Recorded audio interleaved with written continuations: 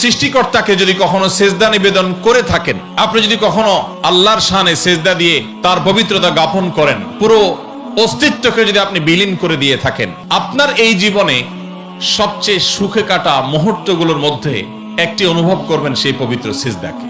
ফার্সি ভাষায় একজন কবি বলেছেন, সালেহাতু সাঙ্গেবুদি দিল খারাস আজমুদে এক জামানা খাকে বাস।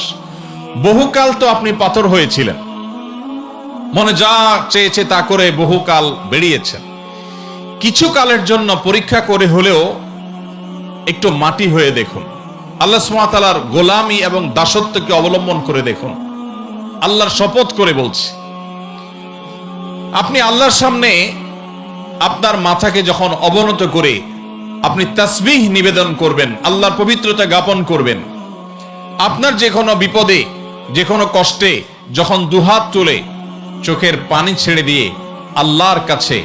আপনার মনের কথাগুলো তুলে ধরবেন, আপনি হালকা অনুভব করবেন।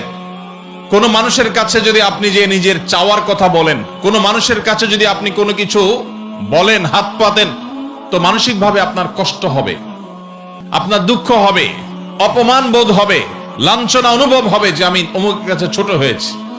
কিন্তু আপনি আপনার সৃষ্টিকর্তাকে যদি কখনো সেজদা নিবেদন করে থাকেন, আপনি যদি কখনো আল্লাহর শানে সেজদা দিয়ে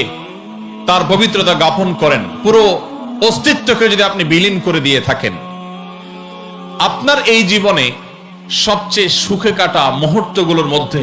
একটি অনুভব করবেন সেই পবিত্র সিজদাকে। ভাইরা আমার, এখানে অলৌকিক, অদৃশ্য এবং অবর্ণনীয় এক সুখ আল্লাহ সুবহানাহু ওয়া তাআলা রেখেছেন শুধু আল্লাহর গোলামি এবং দাসত্বের মধ্যে, যেটা মানুষ খেয়াল খুশি মতো চলে তার জীবনে কখনো অর্জন করতে পারে না।